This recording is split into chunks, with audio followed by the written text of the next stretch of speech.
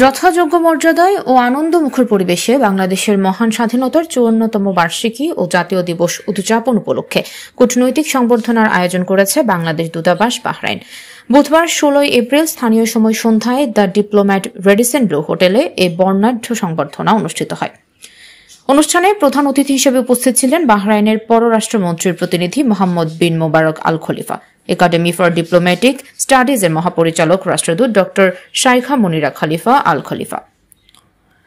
Academy for diplomatic স্টাডিজের মহাপরিচালক রাষ্ট্রদূত ড শাইখা মুনিরা খলিফা আল খলিফা এছাড়াও বাহরাইন সুরা কাউন্সিল ও কাউন্সিল অফ রিপ্রেজেন্টেটিভের সদস্যবৃন্দ, রাষ্ট্রদূত ও কূটনৈতিকবর্গ, জাতিসংঘ সহ আন্তর্জাতিক সংস্থার প্রতিনিধিবৃন্দ, বাহরাইন সরকারের ঊর্ধ্বতন কর্মকর্তাবৃন্দ, বাহরাইনি ব্যবসায়ী, সাংবাদিক, বাংলাদেশ স্কুল, বাহরাইনের শিক্ষক ও ছাত্রছাত্রীবৃন্দ, বাহরাইনে বসবাসরত বাংলাদেশি কমিউনিটি নেতৃবৃন্দ সহ দূতাবাসের কর্মকর্তা কর্মচারীগণ উপস্থিত ছিলেন।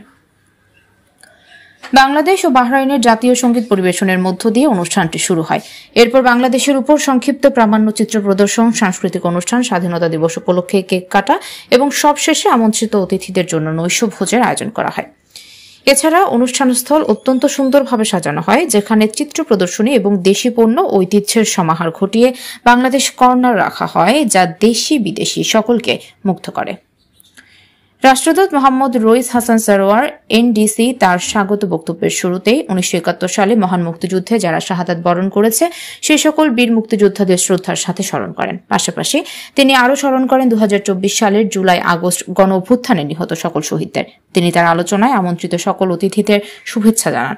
বিশেষভাবে বাহরাইনের মহামহিম বাদশাহ শেখ হামাদ বিন ইসা আল খলিফা এবং ক্রাউন প্রিন্স ও প্রধানমন্ত্রী Sheikh Salman bin Hamad Al খলিফার নেতৃত্বে ভূয়সী প্রশংসা করেন।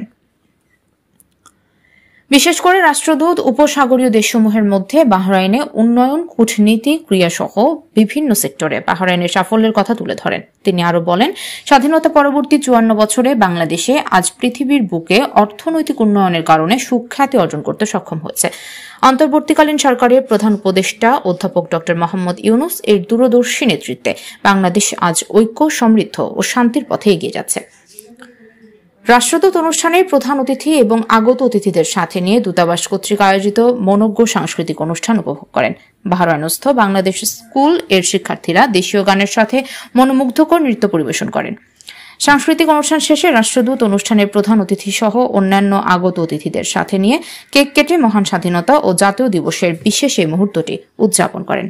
পরিশেষে রাষ্ট্রদূত অনুষ্ঠানে আগত অতিথিদেরকে ধন্যবাদ ও কৃতজ্ঞতা জানান এবং উপস্থিত সকলকে নৈশভোজের আমন্ত্রণের মধ্য দিয়ে অনুষ্ঠানের সমাপ্তি করেন। দ্বিপাক্ষিক সম্পর্কের উন্নয়নের ব্যাপারে আমি অত্যন্ত আশাবাদী। গত পরশু মাননীয় পররাষ্ট্র উপদেষ্টা এবং বাহরাইনের পররাষ্ট্রমন্ত্রী অত্যন্ত আন্তরিক পরিবেশে টেলিফোনের মাধ্যমে কথা বলেছেন এবং তারা দ্বিপাক্ষিক প্রায় সবগুলো বিষয় তাদের আলোচনায় উঠিয়ে নিয়েছেন এবং আমরা আশা করি যে দুই দেশের মধ্যে ছোটোখাটো যে বিষয়গুলো আমাদের সম্পর্ক উন্নয়নের ক্ষেত্রে বাধা প্রাপ্ত হচ্ছে সেগুলো খুব শীঘ্রই সমাধানের দিকে যাবে এবং শুধু যাবে না, সেই সম্পর্ককে গভীরতর করার জন্য বিভিন্ন প্রকার আমরা কার্যক্রমে আশাবাদী।